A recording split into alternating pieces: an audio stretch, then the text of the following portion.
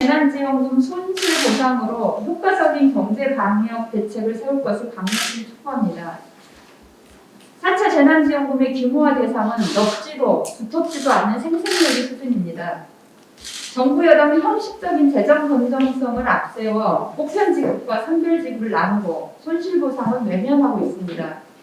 국가의 역할은 재난 시기에 나락으로 떨어지고 있는 국민의 삶을 책임지는 자세로부터 시작됨을 유념해야 합니다. 정의당은 전국민 재난지원금과 손실보상, 투트랙 대책을 여러 차례 촉구한 바 있습니다. 4차 재난지원금의 규모를 전국민으로 확대해야 합니다. 소상공인, 자영업자의 방역조치 이행에 따른 경제적 손실을 함께 지원해야 합니다. 임시 방편에 불과한 지원금만으로는 지난 1년을 벼랑 끝에서 버텨온 소상공인, 자영업자들에게 실질적인 도움이 되지 못합니다.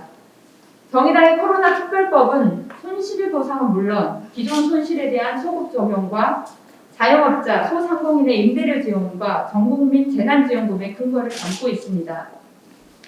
청년에 대한 지원도 부모가 실직한 대학생으로 제한을 둘 것이 아니라 모든 청년으로 확대해야 합니다. 월세, 등록금, 구직 촉진수당 등 다양한 피해 지원 대책을 세워야 할 것입니다. 코로나 지원 국제 비료를 담은 한 보고서에 따르면 독일, 프랑스 등 선진국들은 피해 비례에 지속적으로 지원하는 것을 반해 한국은 일회성 현금 지원에 그친다고 분석했습니다. 이제 국민들에 대한 실질적인 체감 효과가 있는 재난 지원으로 방향을 전환해야 합니다. 네, 안녕하세요. 정의당 유부정입니다. 제게 주어진 새로운 책임을 다하기 위해 준비한 법안을 소개합니다. 국회의원 보좌직원 임용 및 처우에 관한 법률안입니다. 수행비서 면직 과정을 면밀히 점검하여 노동 존중의 정의당 국회의원으로서 부족한 것은 없었는지 끊임없이 되물었습니다. 의원실 보좌직원들과 머리를 맞대어 최소한의 보호장치를 마련하기 위해 열심히 일했습니다. 기존에 가지고 있던 휴식권 보장 등을 담은 의원실 내부의 취업 규칙으로는 부족하다 생각했기 때문입니다. 결국 입법이 필요한 일입니다. 국회의원 보좌직원은 의원이 입법과 정책을 보장하고 국정감사와 조사를 지원하며 공청회, 세미나 등 행사를 준비하고 지역구 활동을 보조하고 민원을 처리합니다. 다른 부처에 비해 급여 수준이 높다고는 하나 최소 수십만에 달하는 정부 공무원을 상대하는 3,000명 보좌직원에게 과로는 일상입니다. 그럼에도 국회의원 수당 등에 관한 법률에 신분에 대한 근거만 있을 뿐 법적 지위, 임용 등에 관한 사항이 체계적으로 규정되어 있지 않습니다. 근로계약서도 취업 규칙도 없습니다. 문제입니다. 가장 가까운 곳을 챙기지 못했습니다. 우선 근로기준법과 마찬가지로 면직예고제와 면직수당을 도입했습니다. 갑자기 면직된 보좌직원은 다른 직장을 구할 때까지 생활의 위협을 받게 됩니다. 최소한의 시간적 여유, 생계비를 보장해야 합니다. 면직의 사유와 시기를 서면으로 통지하도록 했습니다. 국회의원이 보좌직원을 면직할 때 신중을 기할 수 있도록 하고 사후에 이를 둘러싼 분쟁이 적정하게 해결될 수 있을 것입니다. 또한 면직을 포함한 징계 처분 등에 관해서는 국가공무원법을 준용하도록 했습니다. 보좌직원의 방어권을 강화하기 위해 징계 사유와 종류, 절차와 효력을 명확히 하고 징계위원회를 설치하는 내용입니다. 이 법안은 노동권 사각지대에서의 출발입니다. 이제 막 법제실의 검토를 마쳤습니다. 보좌직원의 노동권 보호와 국회 업무의 특성과 현실성을 고려한 보다 깊은 논의가 필요합니다. 새롭게 구성될 정의당 보좌직협의회와 정책위원회, 의원총회의 논의를 거치게 될 것입니다.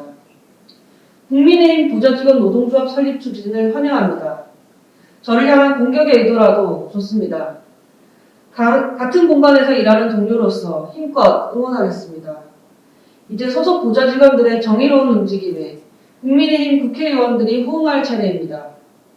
모두가 힘을 합쳐 보좌직원 임용 및 처우에 관한 입법의 성과로 이어지길 기대합니다. 저도 최선을 다하겠습니다. 네, 두 번째 발언입니다. 채용비리 관련입니다. 우리은행은 오늘 채용비리 관련 부정 입사자에 대한 퇴직 조치 그리고 특별 채용 실시를 발표할 예정입니다. 채용비리에 관한 원상 회복의 노력을 찬양합니다. 저는 지난 1월 채용비리 처벌에 관한 특별법을 대표 발의했습니다. 그러나 헌법상 형벌 불소급의 원칙 때문에 이미 발생한 채용비리 행위를 바로잡는 것은 기업과 기관의 자발적 노력에 맡겨져 있었습니다. 금융권을 비롯해 사회 전반에 만연한 채용비리는 우리 청년 세대에 크나큰 박탈감을 안겨줬습니다. 취업하지 못한 자식을 둔 부모 세대를 괜한 자책에 빠지게도 했습니다. KT, 강원랜드, 국민은행 등 열거하기 힘들 정도로 많은 기업과 기관을 전합니다. 우리은행의 이번 조치를 부정채용에 대한 기업의 윤리적 책임, 공공기관으로서 공정과 정의를 회복하는 계기로 삼기 바랍니다. 아울러 국회 환경노동위원회에 호소합니다. 우리은행은 채용비리에 대한 사후처리 절차를 공고하면서 법 제도의 미비로 인해 업계에 나쁜 관행이 있었음을 인정했습니다. 법을 만듭시다. 채용비리 처벌에 관한 특별법은 공청회까지 마친 제정법입니다. 이 법의 긴급성과 중요성이 다른 법안에 비해 결코 떨어지지 않습니다. 조속히 논의를 시작해 주십시오. 감사합니다. 여당과 대통령이 과도도에 올인하는 사이 코로나19 손실보상법은 결국 용두삼이법으로 귀결되고 있습니다. 지난 26일 여당이 정부의 뜻을 모아 발의했다는 소상공인법 개정안은 특별법이 아닌 소상공인법의 테두리 한정된 만큼 손실보상 대상이 크게 좁혀졌고 노점상 특고 노동자, 프리랜서, 일용직 등 일반 피해 시민에 대한 지원령은 원천 제외됐습니다. 보상의 수준도 명시하지 않고 중기부 산하의 심의위원회에 일임하고 있어서 보상이라는 말만 나왔지 사실상 지금까지와 같이 임의적으로 정부의 입맛대로 재난지원금을 지급하겠다는 것과 다름없습니다. 게다가 손실보상은 3월 30일 의결부터 적용하겠다고 합니다. 손실보상이라는 것 자체가 이미 발생한 손실에 대한 국가 채무를 변제하는 것입니다. 소급 적용의 내용이 빠진 손실보상법은 손실보상 회피법을 따릅니다. 대통령과 총리, 여당 대표가 일제히 손실보상을 공언했던 연초의 다짐은 다 어디로 갔습니까? 그냥 희망 고문이었습니까? 백신 접종 등으로 코로나 확산세가 잠잠해질 하반기에나 느긋하게 보상에 나서겠다는 정부 여당이 지난주 가덕도 특별법을 패스트트랙으로 밀어붙인 바로 그 정부 여당이 맞는지 묻고 싶습니다. 지금이라도 국회 코로나 민생특위를 구성해서 여야가 제대로 된 코로나 손실보상 특별법 협의에 나설 것을 촉구합니다. 한 가지 더 말씀드리겠습니다. 지난 26일 유엔 기후변화 협약은 우리 정부가 제출한 2030년 온실가스 배출 목표가 기후변화 대응에 턱없이 부족하다며 수정을 요구했습니다. 참으로 납득스러운 일입니다. 우리나라 온실가스 목표가 유엔에서 핍자를 받은 것은 예견된 일이었습니다. 문재인 대통령은 2050년 탄소 중립을 선언했지만 2030년 감축 목표는 이명박 박근혜 정부 시절 발표를 재탕한 것에 불과했습니다. 2050년 탄소 중립 시료는 IPCC가 권고한 바대로 2030년까지 온실가스 배출량을 2010년 대비 절반으로 줄일 수 있는가가 핵심입니다. 이를 위해서 독일은 2030년까지 재생에너지 발전 비중을 65%까지 높이겠다고 했고 바이든 정부는 2035년까지 전기 생산에 있어서만큼은 화석연료를 사용하지 않겠다고 선언을 했습니다. 그에 비해 우리나라의 2030년 재생에너지 목표는 20%에 불과합니다. 문재인 정부의 미온적인 온실가스 감축 정책을 전면 수정할 것을 촉구합니다.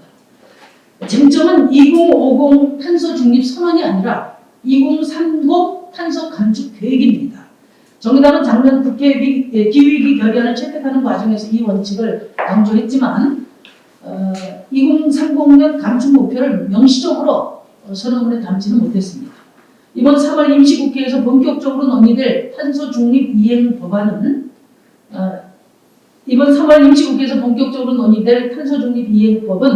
탄소 중립이라는 선언적 규정에 머물러서는 안 됩니다. 2030년까지 감축 목표를 반드시 명시해야 합니다. 정의당은 3월 임시국회에서 허울뿐인 탄소 중립이 아니라 기후위기 대응과 정의로운 전환 실현을 위한 실질적인 탄소 중립 이행법이 통과될 수 있도록 최선을 다하겠습니다. 미래 세대에 부끄럽지 않은 기후 모범 국가가 될 수 있도록 헌신한 노력을 다하겠습니다. 민주당 정책위 의장이 인터뷰를 통해 손실보상 입법은 소상공인 보험이 지원에 관한 법률의 개정안으로 추정할 것이고 3월 안에 입법하여 7월에 시행할 것이며 소급 적용은 없을 것이라는 점도 재확인했습니다. 다시 말해 4차 재난지원금으로 지금까지의 손실에 대한 보상을 대신하고 손실보상제는 앞으로 일어날 손실에 대해서만 보상하겠다는 것입니다. 손실보상제를 검토하라는 대통령의 지시, 4차 재난지원금은 넓고 두텁게 지원하겠다는 당대표의 연설로 세간의 기대를 모았지만 결국 정부 여당은 그동안 국가의 방역 정책에 협조하고 고통을 전담해온 자영업자와 소상공인들의 절절한 요구를 외면하고 헌법에 명시된 손실보상을 사실상 무력화시킨 것입니다. 저와 정의당은 국회 코로나 특위 구성과 코로나 특별법 제정으로 코로나로 인한 손실을 빠짐없이 정당하게 보상하고 코로나 장기전에 대비하자는 대안을 제시해왔습니다. 3월 국회에서 재난지원금과 손실보상제 등 코로나 대책이 헌법을 지키고 민생을 살리는 실효성 있는 방향으로 갈 수 있도록 최선을 다하겠습니다. 이상입니다.